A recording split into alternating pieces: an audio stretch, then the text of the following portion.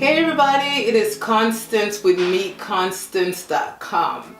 And so I wanted to get online and talk about the book that we're reading for the month of February. I really hope you guys read the book. It is by Ann Duke, which is Thinking in Bets. So Thinking in Bets is making smarter decisions when you don't have all the facts. Now, if you guys don't know who Ann is, she was a very successful poker player.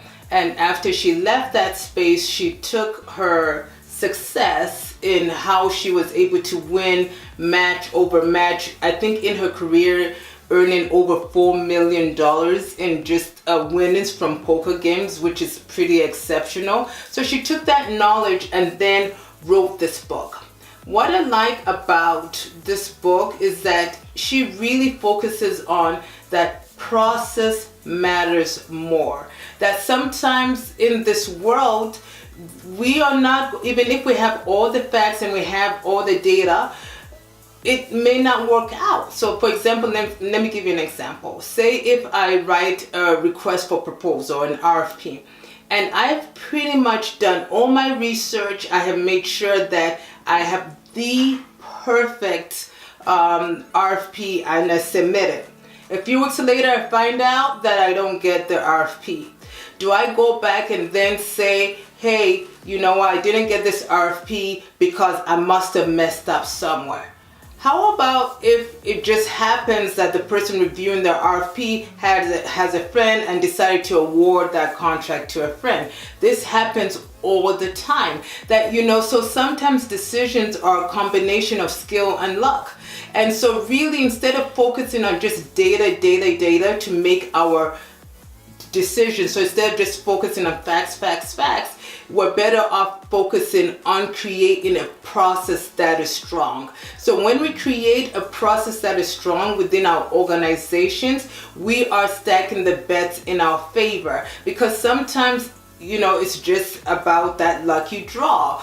But if we focus on process, we're going to depend less on luck and when less likely to be really hard on ourselves. Because I think sometimes as entrepreneurs, we're really hard on ourselves, and when we don't get the decision we want to change directions and go in a completely different direction.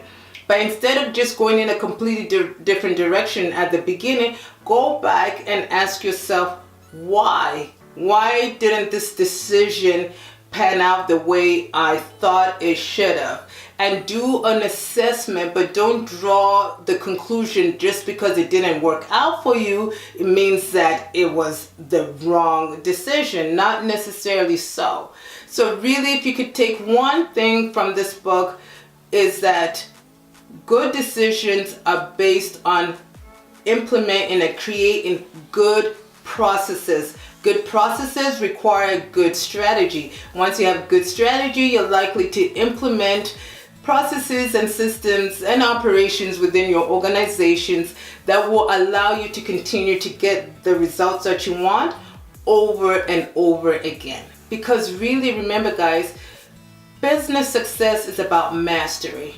It is really about being able to see what is going to be able to predict. So you have to be able to predict, and in your prediction you want to be able to put processes and systems in place that will help you yield the results that you want within your business. So that was my takeaway.